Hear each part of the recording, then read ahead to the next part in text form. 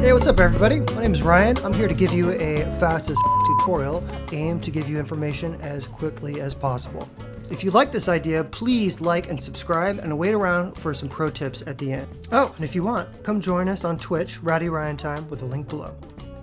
Alright, without further ado, in this tutorial we're going to take a look at the forge in 7 Days to Die.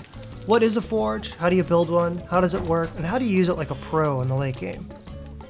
The forge is one of the first crafting stations in 7 Days to Die.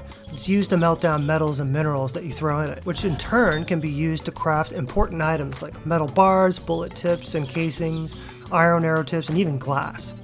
Later I'll describe how you can enhance the forge with certain tools like the Anvil, Bellows, and Crucible. The forge is crucial if you want to create things like bicycles and other vehicles early on.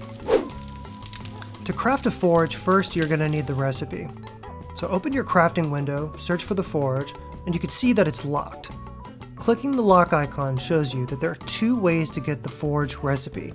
So either you get lucky and find the schematic for it, or the easiest way, you can put 1 point down the intelligence line and into the advanced engineering skill, level 1 blacksmith. The starting quest will give you more than enough experience to do this. Now that you have the recipe, we can see that it requires 50 small stones, 60 clay soil, 10 leather, 3 duct tape, and 3 short iron pipes. If you've been playing for a day or two, chances are you've looted a number of these items, but it is possible to craft a forge on day 1 if you know what to look for. The rocks are easy. Use your stone axe and find the nearest rock and go to town. Clay is almost as easy. Quickly craft a stone shovel, start digging down. Iron pipes are fairly common, but if you don't have enough, take your stone axe to the nearest kitchen or bathroom plumbing and start the demo. Leather can be a bit more rare, but as a tip, keep an eye out for any leather couches or office chairs you might run across and harvest them with your axe. Other than that, you will have to hunt down a non-zombie animal and harvest it, which can be a pain in the ass. And as a quick tip, make sure to craft a bone knife to get as much meat off these bastards as possible. I would say the hardest item to find for the forge is probably the 3 duct tape. Duct tape is like sweet, sweet gold in the apocalypse, and it's used to craft everything from forges to motorcycles. So make sure to loot every cabinet, trash bag, duffel bag, and car that you find.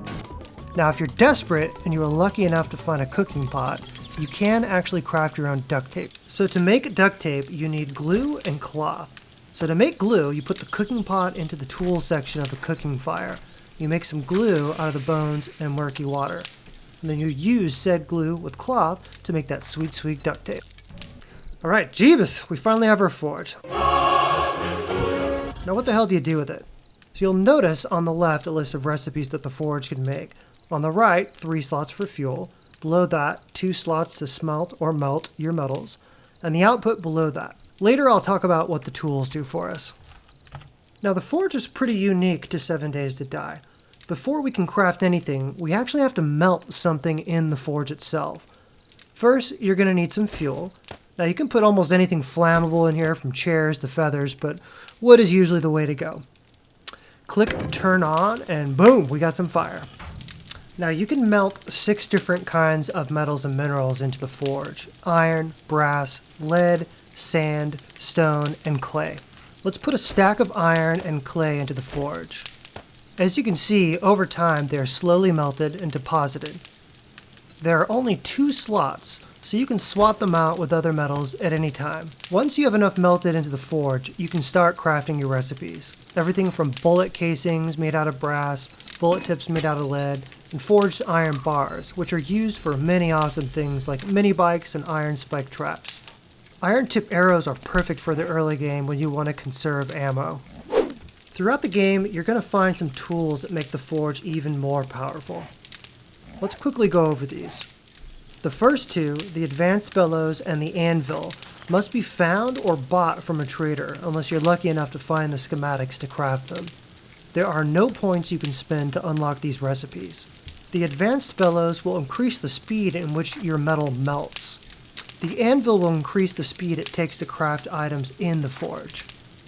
The third tool is a big one, the Crucible. Not only does it sound badass, but it's hard as hell to craft too. Now again, you might get lucky and find the schematic for the Crucible when you're out looting, and if you see one at the trader, definitely buy it. because otherwise you're going to have to spend a ton of points down the intelligence line and to max out your engineering skill. It is absolutely worth it though, because it's the only way that you can make steel, which is used in all the high-level vehicles, traps, and is used to upgrade blocks to the strongest material possible, steel. Another super important tip, make sure you don't scrap items on your person if you can help it, and make sure that you smelt them in the forge, because you'll get more out of the items that way, which in the long run helps a lot. Another pro tip that a lot of people don't know, if you add coal as a fuel source, your forge actually smelts metal faster. Also, to maximize your efficiency and potential, it's a good idea to build more than one forge, with some dedicated to things like brass or lead. Lastly, be very careful when you're running more than one forge. Keeping a bunch of forges burning creates a lot of heat, and heat attracts zombies, namely screamers. Alright guys, hope this was useful and that everyone came away with something. If you found this useful at all or like the format and feel so inclined, please leave me a like and subscribe for more. And as always, drop by my Twitch, Rowdy Ryan Time, and say hello. Easy. Get off the ladder. Oh my god, get up, oh my god, I'm still down here. Oh shit! Oh my god, oh my god, oh my god.